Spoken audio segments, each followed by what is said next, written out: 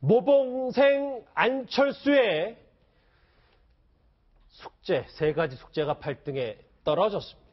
이 얘기를 하나씩 해볼 텐데요. 그 전에 오늘 밤에 있을 첫 스탠딩 토론 때문에 후보들의 오늘 눈에 띄는 일정은 그다지 많지 않습니다. 그래서 이 얘기를 좀 해야 될 것 같은데, 안철수 후보 숙제 같은 건 절대 미루지 않은 모범생 같은데 지금 암초 숙제가 닥쳤습니다. 화면으로 만나보시죠.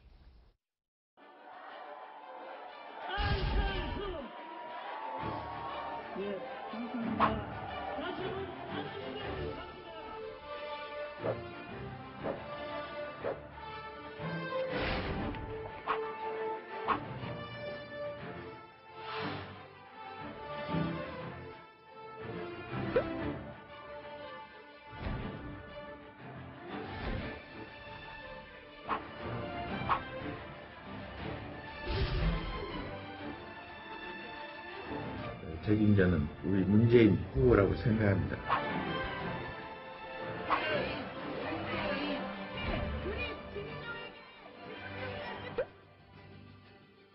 먼저 제4차 거기 국민의당에 여의도 요물이 한 사람이 있어. 4월 12일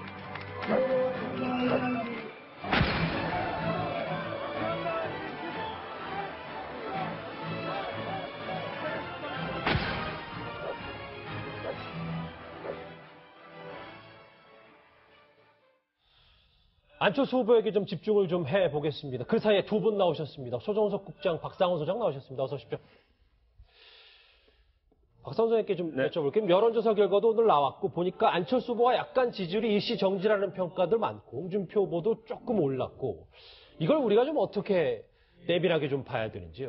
일단 뭐 각 당 후보 선출 이후에 이제 안철수 후보의 지지도가 이른바 수직 상승했죠. 그러니까 뭐 좋게 얘기하면 좀 조정기가 아닌가라고 이제 봐지는데 어쨌든 이제 법정선거운동이 개시되고 지난번 TV 토론 이후에 뭔가 좀 스텝이 엉키는 느낌이 있다라는 그 생각이 좀 듭니다. 일단 전력상 양강구도를 가지고 보면 선거의 경험이나 선거의 어떤 그 내부적인 어떤 그 이른바 프로 선거 요원들이나 뭐 여러 가지 측면에서 안철수 후보에 비해서 문재인 후보 측이 압도적으로 많기 때문에 문 후보 측은 지난번 TV 토론 이후 그다음에 공식 선거운동 이후에 TK를 가고 그다음에 적폐청산을 슬그머니 뒤로 빼고 전체적으로 보수 진영의 투표 동력 내지 문 후보에 대한 반감을 누그러뜨리는 전략적 방향이 좀 명확하게 갔다면 안 후보는 지난번 TV 토론 그다음에 이번 그 법정선거 개시 이후에 이른바 그 자강론 프레임에 좀 빠져가지고 자기가 진정으로 필요한 보수표를 어떻게 견인할 것인지에 대한 전략적 방향을 보여준 적이 없습니다. 그렇다면 문재인은 절대 싫어서 안 찍을 거니까 찍을 사람은 내밖에 없지 않겠나라는 굉장히 어떻게 보면 아니라는 생각이 좀 빠져있었던 게 아닌가라는 느낌이 듭니다. 지난번 TV 토론에서 문재인 후보가 집요하게 물었던 부분이 40석으로 대통령이 된다면 어떻게 국정 운영을 할 것인가, 우리랑 합당을 할 것인가 안 할 것인가 집요하게 물었거든요. 여기에 대해서 명쾌한 얘기를 안 후보가 못했습니다. 그렇다고 본다면 집권 이후 20일밖에 안 남았는데 집권 이후에 내가 대통령이 된다면 어떠한 형태로 국정을 운영할 것이다라는 얘기를 본인이 굉장히 절박하게 필요한 보수층을 향해서 명확히 해야 되는 것이거든요. 그 부분에 스텝이 좀 엉기고 있다고 보는 것이고 두 번째는 첫 번째 네거티브 공방에서 문재인 후보의 그 아들 문제와 그다음에 안 후보의 부인 문제가 섞였습니다. 근데 네거티브 공방에서 이른바 그 전투요원의 양과 질에서 안 후보는 문 후보에게 비교가 안 되는 것이군요. 우리가 이른바 포탈 검색어에 느닷없이 안 후보 딸이 1위로 올라갔다가 안 후보 부인이 1위로 올라갔다 이런 측면들은 그런 측면에서 네거티브 캠페인을 가지고 문 후보와 안 후보가 정면으로 맞붙는다면 안 후보 측이 이길 수가 없습니다. 알겠습니다. 그런 측면에서 어쨌든 초반 그러니까 지난번 TV 토론 법정선거운동 개시 이후에 양 팀의 전력이 좀 우열이 좀 가려지는 거 아닌가 이런 부분이 여론조사에 좀 반영돼 나오는 게 아닌가 이런 생각이 듭니다. 예, 수옥자님 뭐 여러 가지 해석을 해주셨는데 저는 박영선 의원이 문재인 캠프에 이제 선대위원장으로 합류를 했잖아요. 이 부분도 굉장히 중요한 표심 이동이 있었지 않았을까 뭐 이런 생각이 드는데요. 아무래도 이제 문재인 후보로서는 사실 뭐 굉장한 큰 힘을 얻은 거죠. 박영선 의원이 다니면서 이른바 비주류의 대표격인 박영선 의원이 문재인 후보를 지지해달라고 엊그제도 보면 호남이랑 제주도 갈 때 계속 같이 다니면서 이제 지지를 호소를 했지 않습니까?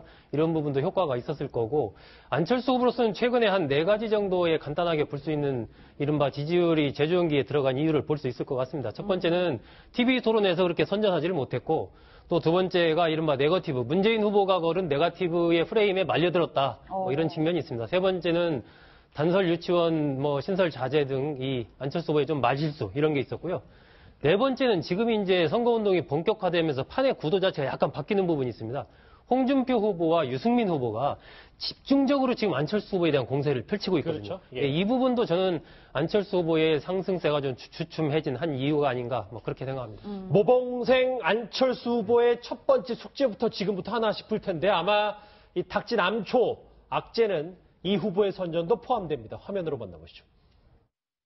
삼국지를 보면 제갈량이 만든 천하 삼분지계라는 게 있습니다. 혼란스러운 중국 전체를 세계로 나누면서 그 당시에 중원을 통일할 가장 중요한 요충지로 청주를 꼽았습니다.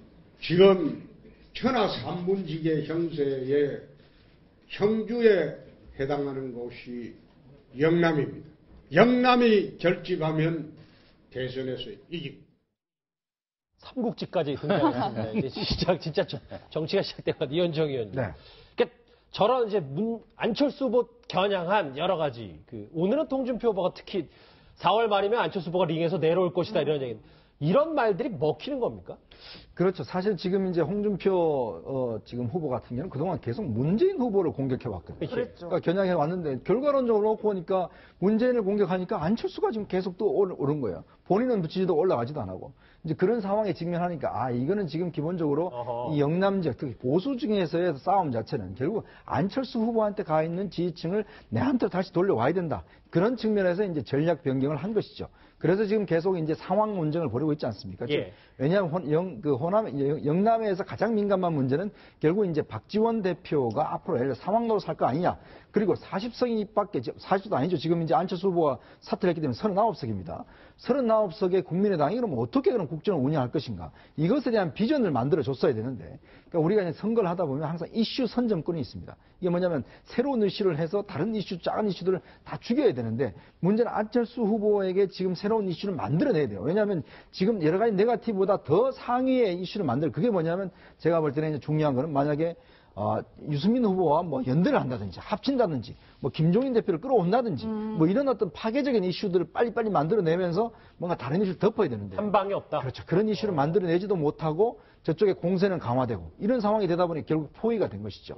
그래서 지금의 지지가 나타나지 않나 싶습니다. 예, 실제로 홍준표 후보의 지지율이 보름 만에 2자릿수를 회복을 했는데 만약에 끝까지 이 3강 체제가 구축이 된다면 만약에 안철수 후보에게 굉장히 불리해지는 거 아닌가요?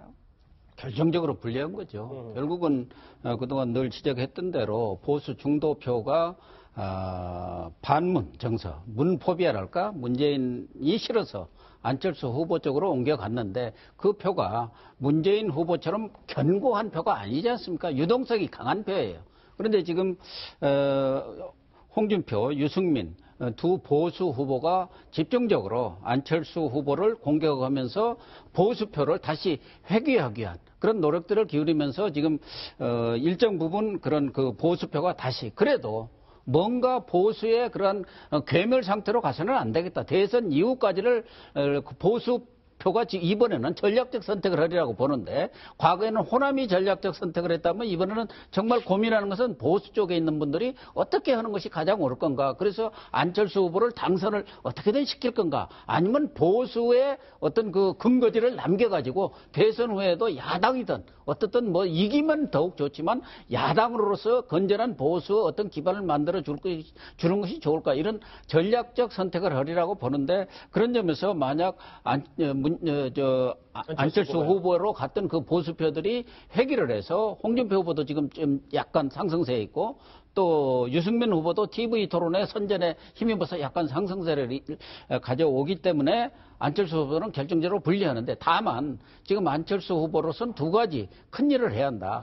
하나는 호남에서의 그러한 지지율을 지난 총선처럼 어떻게든 압도적으로 끌어야 합니다. 저는 적어도 6대4 정도는 와야 하고 웬만하면 이기려면 그러니까 확실히 지금은 뒤지고 있는데 역전을 시켜야 지금 된다는 엇비슷 더 하는 예. 거죠. 약간 문이 앞서 있는 그런 상황이지만 예. 6대4 내지 확실히 이기려면 7대3 정도의 그런 몰표 현상이랄까 뭐 역전을 가져와야 한다는 거 하나오고 방금 이야기한 대로 이제는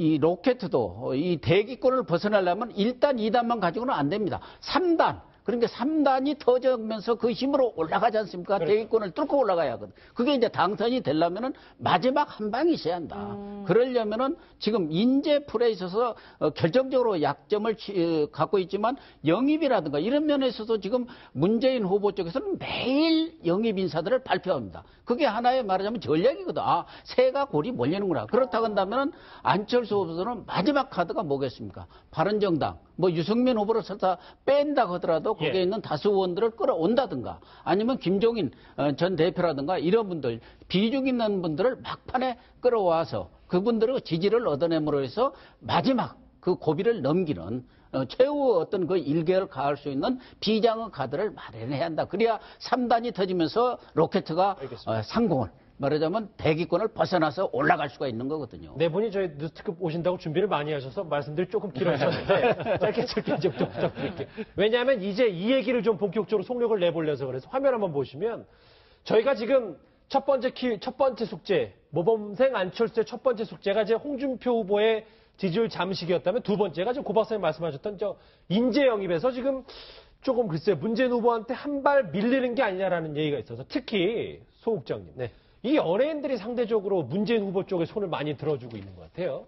그렇죠. 지금 뭐 소설가 이혜수 씨라든지 또 가수 강산혜 씨라든지 뭐 또 가수 이은미 씨, 또 만화가 윤태호 씨 등등이 이제 지지를 하는 걸로 알려졌는데 저는 한 두 가지로 봐요. 첫 번째는 이 문재인 후보가 이 상징성을 장악을 했습니다. 그러니까 지난번에 이 최순실 게이트가 터지면서 전체적으로 정권을 교체해야 된다.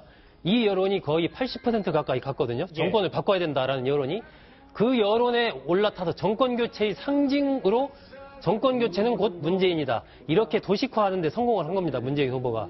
이것은 마치 우리 그 독수리가 하늘을 높이 날 때 보면은 날개짓을 펴지 않고 그냥 바람 타고 날거든요. 마찬가지로 문재인 후보는 정권 교체라는 그 바람 속에서 올라타면서 본인이 상징화됐어요. 그러다 보니까 많은 정권 교체를 바라는 문화예술인 또한 문재인 후보 지지로 간 그런 부분이 있고 두 번째는 이번이 대선 재수하는 거 아닙니까? 예. 재수한다는 얘기는 그만큼 경험이 있고 이 조직력이 막강하다는 이렇게 거거든요. 비춰줄 수 있다. 예, 다른 후보에 비해서 그런 장점이 있기 때문에 그것이 마찬가지로 이제 문화예술 쪽에서도 보이고 있다. 뭐 그렇게 평가할 수 있을 것 같아요. 예, 박상훈 소장님. 그런데 가수 전인권 씨가 안철수 후보에게 호감을 표시하는 말을 했는데 온라인상에서 굉장히 논란이 되고 있는 게 문재인 후보 지지자, 그러니까 일부 지지자들께서 적폐 세력 전인권의 공연 예매를 취소하겠다 뭐 이런 얘기를 하는데 자, 이 지점이 안철수 후보가 살아날 수 있는 전략적 활로가 있다라고 저는 생각을 합니다. 왜냐하면 앞에 뭐 이현미 씨라든지 강산혜 씨 같은 경우에는 문재인 후보를 지지했다. 연예인들도 뭐 충분히 뭐 어떤 특정 후보를 지지할 수가 있죠. 그렇죠. 지지할 수가 있는데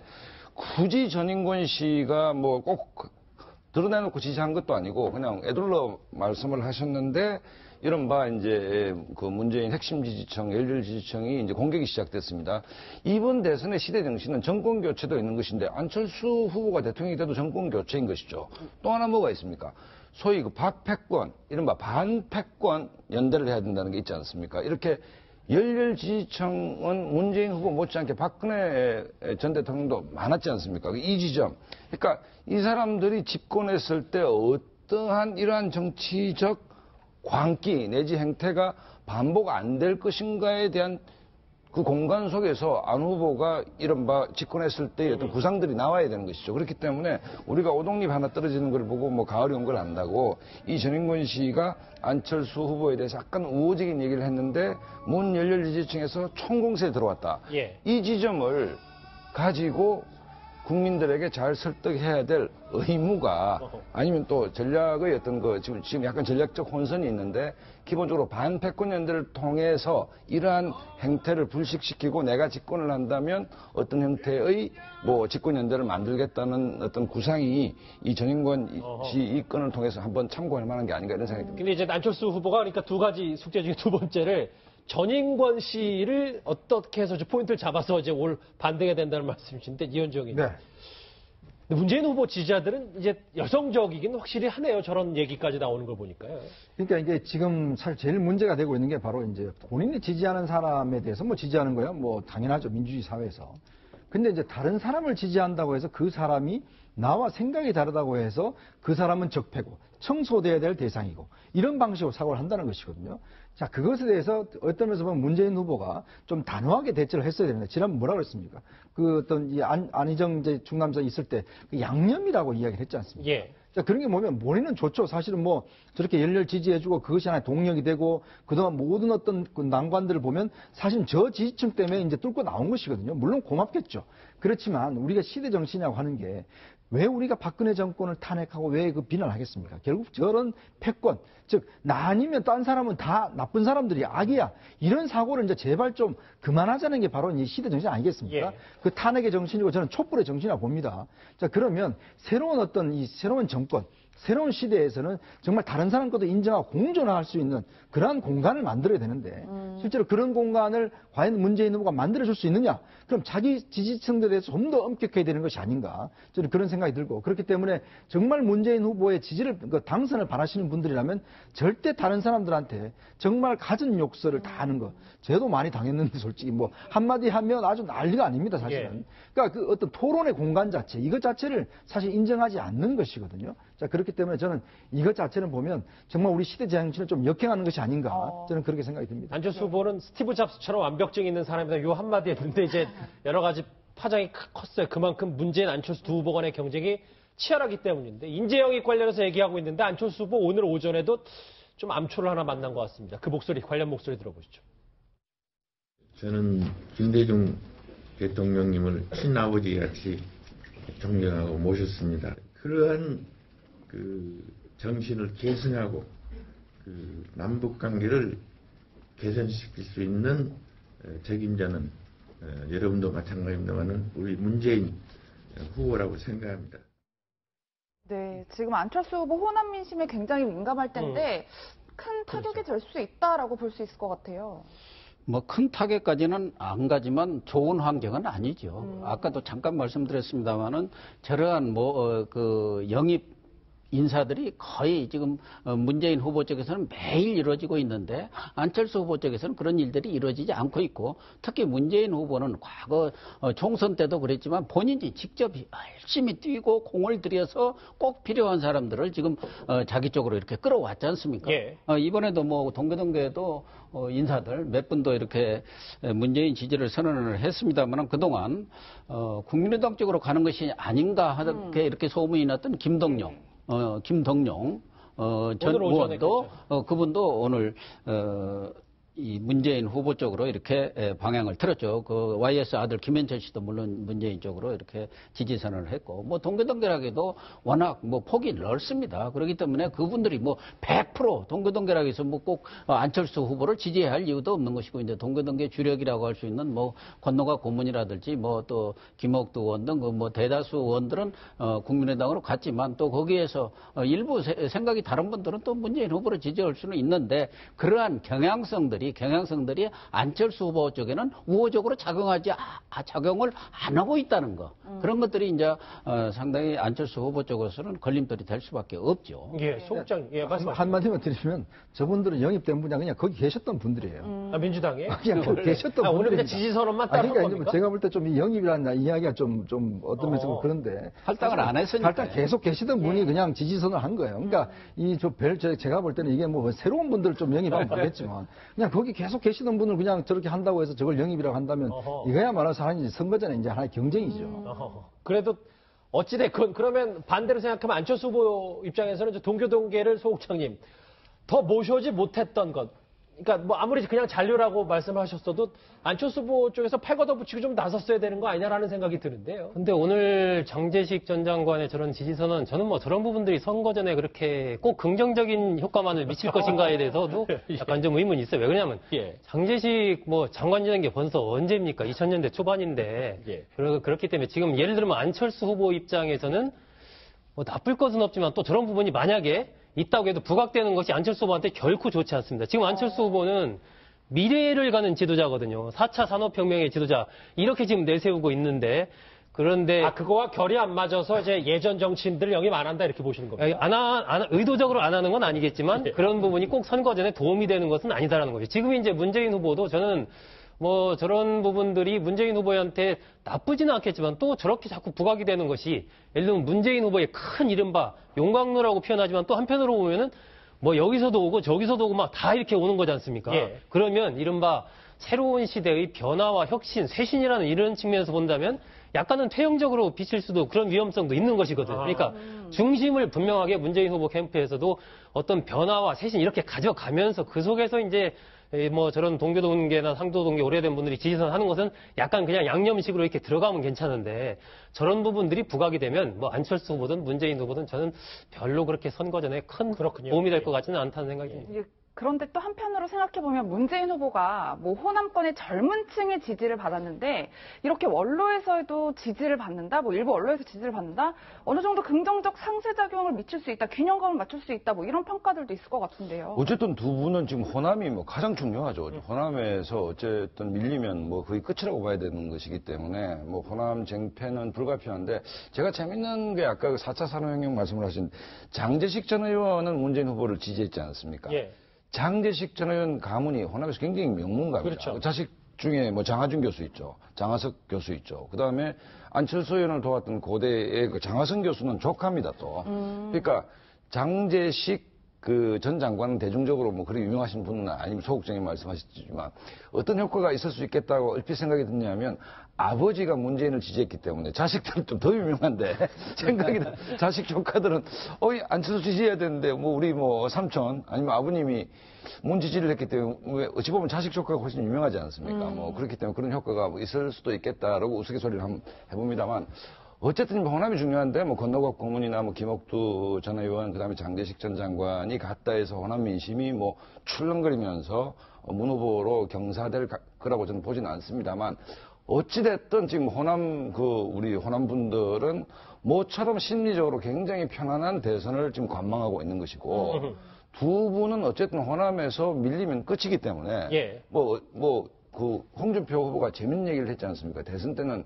빗자루 몽둥이라도 필요하다. 뭐 그렇기 때문에 뭐라도 해야 되는 두 분 입장에서는 그런 차원에서 본다면 어쨌든 선거 초반 흐름은 호남이든 어디든 간에 문 후보가 좀 타고 있는 게 아닌가 이런 생각이 좀 듭니다. 지지율이 일시정지 중인 안철수 후보의 첫 번째 숙제 홍준표, 두 번째 이 영입 인재 경쟁이었다면 마지막 미뤄둔 숙제는 바로 이 사람인 것 같습니다. 화면으로 만나보시죠.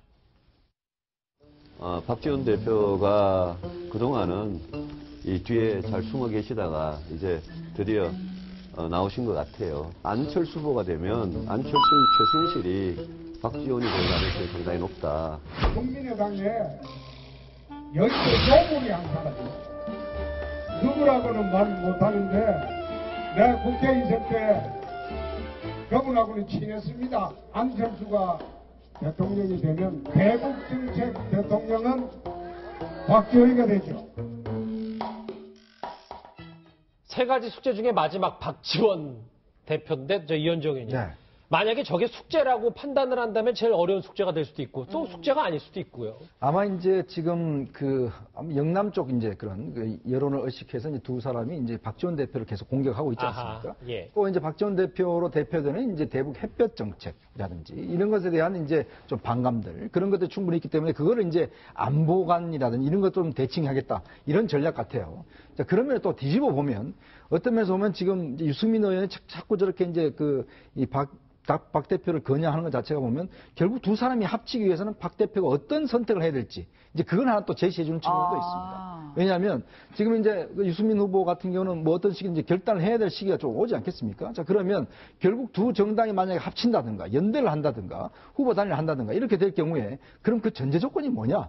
그럼 어떤 박지원 대표가 거기서 좀 쟁점이 될 수가 있는 가능성이 있어요. 그러니까 뭐 박 전 대표 입장에 섭섭할지도 모르겠지만 그러나 엄연히 현실적으로 보면 그쪽에도 사실 영남 민심을 좀 설득해야 되는 필요성이 있지 않겠습니까? 예. 그런 거 있기 때문에 특히 이제 안보와 관련된 문제 그다음에 이제 박 전 대표의 어떤 상황 논란 이 문제가 사실 어떤 양쪽에서 어떤 걸림돌이 될 수 있다면 그런 한편으로 보면 이 걸림돌만 제거되면 양쪽은 함께 할 수 있는 것이 아닌가. 또 이런 가능성도 있는 것이거든요. 그러니까 저런 공격 자체는 결국 나중에 어떤 합하기 위한 뭔가 하나의 사전적 전제 조건이 아닌가라는 또 그런 생각도 좀 해봅니다. 근데 이제 유승민 후보 좀 비판을 좀 하자면 뭐 우리가 충분히 선거 때 공격할 수 있지만 박지원 대표를 안철수의 최순실이라 표현한 거는 최순실이란 이름 석자는 함부로 하는 게 아니라 최순실이야 우리가 몰랐지 않습니까? 뭐 박지원 의원의 대명천지에 박지원 정치인 박지원을 모르는 사람이 어디 있습니까? 그러니까 만약에 뭐 통합을 전제로 해서 햇볕 정책에 걸린다면 그 정책 부분을 비판하면 되는 것이지 동료 정치인을 무슨 여의도의 최순실 아니면 뭐 홍준표 의원처럼 여물 뭐 이런 표현들은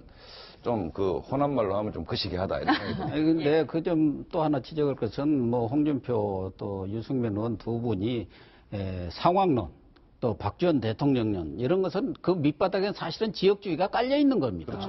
너희들 영남에서 표 주어봤자 결국은 호남 사람이 사실상 뒤에서 다 주무르는 거다. 그 최순실이 되고 상황이 되고 그런 지역주의를 지금도 은근히 깔고 있다는 점에서 그런 부분들은 정치인들이 정말 자제를 좀 해야 합니다. 알겠습니다.